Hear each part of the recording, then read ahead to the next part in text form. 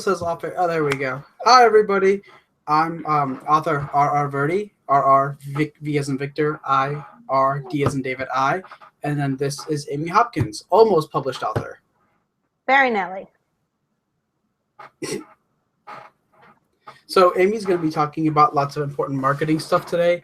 I'm just here to pretty much bounce ideas off of and be, I guess, adorable. Is pretty much what I'm really here for. You're here to shake the hair. That's all you're here for. I can do that.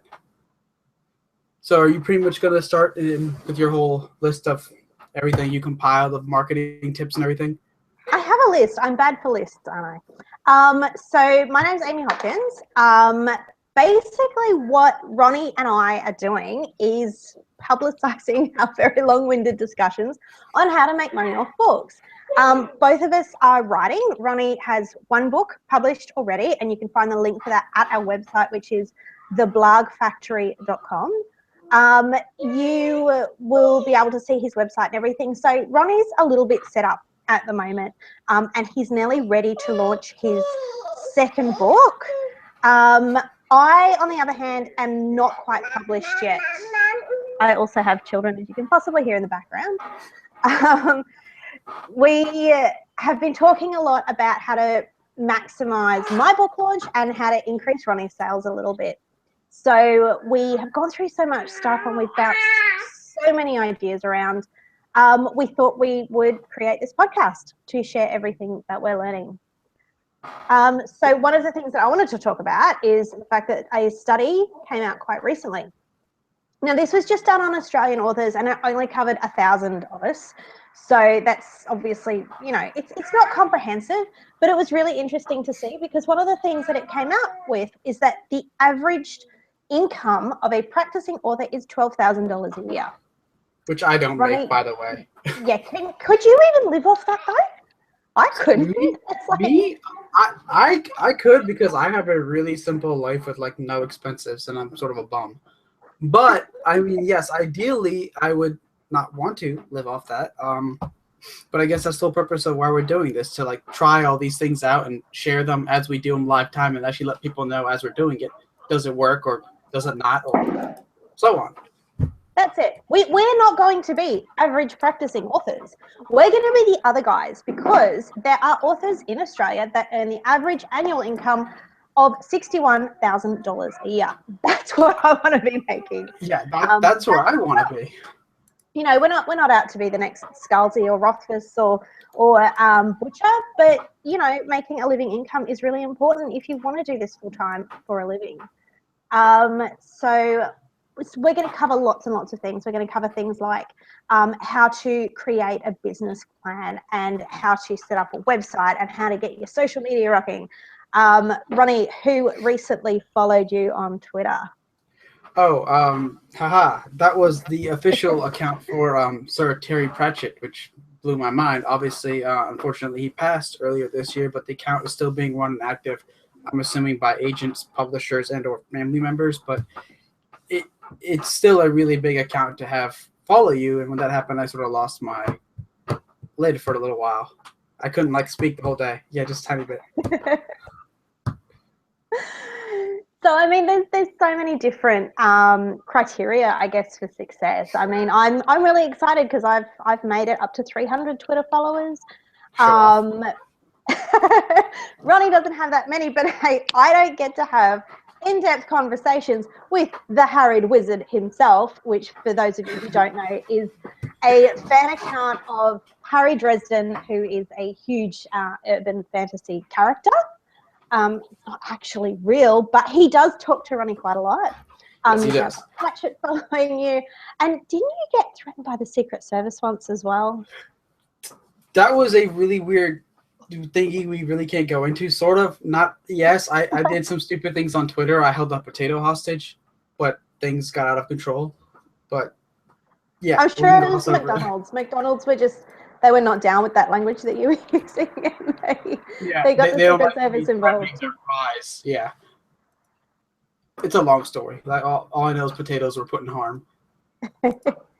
Excellent. So as you can see, we're not multi-million-dollar authors. We haven't got 46 books in our back catalogue, and we didn't, most importantly, make it big in 2013, because that is when Kindle exploded and all these people got rich, and then they all wrote how to get rich on Kindle books, which are completely irrelevant because it's not 2013 anymore, and things are different, and it is harder to break into the market. So for those of you that follow along with our conversations and our podcast, our website, our Facebook page, and our Twitter account, you will be able to see realistically what it's going to take to get your book out and selling. Which I'm not doing that well, by the way, in terms of sales. I have the reviews, 102 with almost a perfect 5-star rating, and a couple of really nice prominent reviewers on there. But sales still, I'm working on that. Yeah. Which is what you're for, Amy. Which is what I'm here for. I think when we first started talking, you had a website that I don't think you'd even really turned on. Someone set it up for you. Whereas now you're blogging regularly, and I know that you're getting hits and shares from that. And I believe your Facebook following has increased a little bit as well. Yeah, almost to 1,000. Twitter needs to hurry up and catch up, but yeah. Facebook's easier for me as a platform to use, and I think that's something that's also important, finding what you're most comfortable with. Because I know some authors aren't on every platform. Like a lot of them are on Twitter, and then Facebook is more just like a news feed that's recapping their Twitter, or vice versa. Not everyone's across all three. For me, Facebook's easier. I like being able to interact more. Twitter, I don't know how I'm attracting bigger people. I don't know either. I want to know your secret so I can do it. I personally enjoy Twitter. I like Twitter more than Facebook, which is why I don't have a Facebook page yet. I will be setting that up and hopefully learning how to grow it quite quickly so that our listeners can follow along with that, because building a Facebook page is hard, and so is getting the reach out. So at the moment, all my Facebook activity is for the Blargh Factory, which I'm quite happy with. And I'm going to leave it like that for a little while.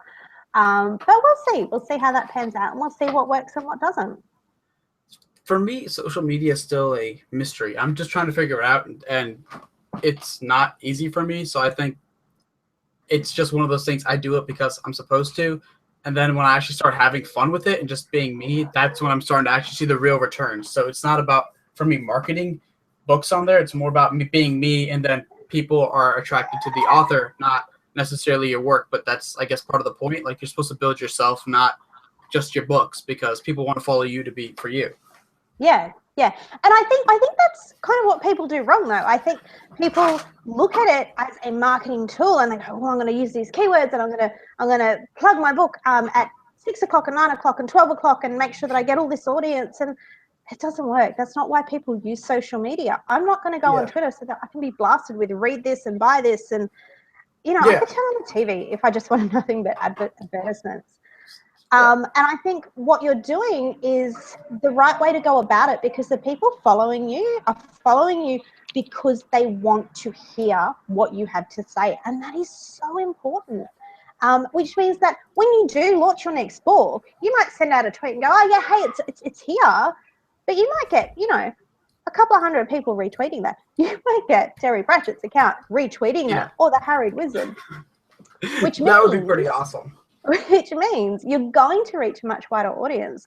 But the people that you're reaching directly are so much more likely to click that link and buy that book. And that is what the end goal is, isn't it? It's not to have 60,000 followers who really don't look or listen to anything you say. Yeah, and I think that's one of the biggest things I've seen from a lot of other indie authors trying to make it, is that they're just playing this follow and like game. Like me, I'll like you back, I'll follow you back. And it's everybody all over their feeds cross-promoting their own works, and that's all their feeds are. And I've seen that, and I end up just muting or unfollowing those people. That's why I have such a low Twitter following, because I don't play that game. Mine's building slowly, but it's more organic. It's people who generally actually retweet my stuff. I retweet them. We talk, stuff like that. And it's more honest. It might take longer, but at least it's working for everybody. I'm a little bit more proactive with Twitter. I follow a lot of people, but I will not follow, or I will not continue to follow anyone who's just blasting out tweets or retweeting promotional stuff. I hate that. For me, Twitter is it's a social tool, and I like to interact with people who are at their keyboards typing something, pressing enter, and then responding to my reply. I don't like Right. auto schedule stuff. I don't like the Facebook crossover stuff. I think it's so pointless. Nobody reads that. They don't notice it. And for me, Twitter is where I'm starting to build some relationships, which for me is really important. So with authors and podcasters and people who run writing courses and people who are in the industry, but using Twitter in the same way that I am to have a back and forth conversation, which I don't get from Facebook. Facebook, people kind of respond to things later, or it's not that instantaneous backwards and forwards For me, it is. interaction. For you, it is. Everybody Yeah, loves you on Facebook. you've seen when I post like in the NaNoWriMo Facebook group what happens. Yeah, in a group, yeah, but on a page, on an Yeah. author page, like as a platform, I guess, I haven't found the secret to Facebook. Yeah. Which I think maybe you have, because even No. on the Blargh Factory page, I'll post something and it'll reach 4 people, and then Ronnie posts something and it'll reach, 3/4 of our likers. We're up to 50, by the way. Yes. Oh, yay! I used to like tell everyone who follows me to go there, because then that'll just be like instant 1,000 and we're done, or we're starting, really, I guess, not done. Yes. Yeah, it'll be interesting to see how the podcast goes. I mean, as a book marketing tactic, it's probably not very good, because we're just targeting other writers. And I think that's another thing that people do wrong, is writers target other writers to buy the books. And dude, we're starving authors. Yeah, it's not going to work. None of us got any money. It's just not. Yeah, and writers do make up some of your base, but at the same time, you don't want to just target them, because they're also busy for a lot of our audience doing the same thing. If they're other writers, they're trying to target other people, but they just end up coming back to you, and you just, how many times can you tell the same person to buy your book? I mean, that's it. Yeah. But it's one of those things why not only cross promotion, but like word of mouth works. It's still the best way, because the odds of just hitting another only writer is really rare. Somebody's going to come across it who's not that. They might be, I don't know, engineer or doctor or just mailman, whatever. But it's how I've gotten a lot of my reviews, is the NaNoWriMo group, and then the people they tell who aren't writers, who go like, oh, this is a cool book, and they're not into the whole writing lifestyle. So for them, it's just a fun ride. They're just reading it, and then they'll tell somebody else, and there you go. Yeah. Yeah, look, I think we've probably covered most of the introduction stuff. Do you think? Yeah. I mean, I know you had some other metrics on that list you might have wanted to talk about. I remember looking at it. I don't remember all of it because my memory's really bad. That's next week. That's next week. You're getting ahead. Okay. So next week, I will tell you what we're going to do next week. Next week, our topic is going to be writing as a business versus writing as a hobby, and some of the things that really make the difference when you're trying to transition over into writing for a living. And yeah, I just recently have been coming across some really excellent statistics, which I'll share on the podcast, and we'll have that in the show notes too, because that stuff's kind of hard to remember. Is someone okay over there? Yes, I might have to jump off a little bit sooner than planned. But yeah, next week, definitely tune in as well. You can subscribe to the podcast through iTunes or through our website, and we will see you next week. Yeah, see you, everybody. Bye-bye. And then Bye. I guess you can check out all of our stuff. You can follow Amy on Twitter. You can also follow the Blargh Factory. You can follow me at RRVerdi, and check out my books on Amazon. Same name. Excellent. The easiest way to do it, though, is to go to theblarghfactory.com. All of our show notes will be there. You can have a look at the author report that I referenced before. You can check out all of our links to our different social media sites, and you can jump on for the ride. Yep. Excellent. Have a great week, everybody. We'll be back in 2 weeks. 2 weeks. Yep. And we will jump right into the guts of it. See you later. See ya.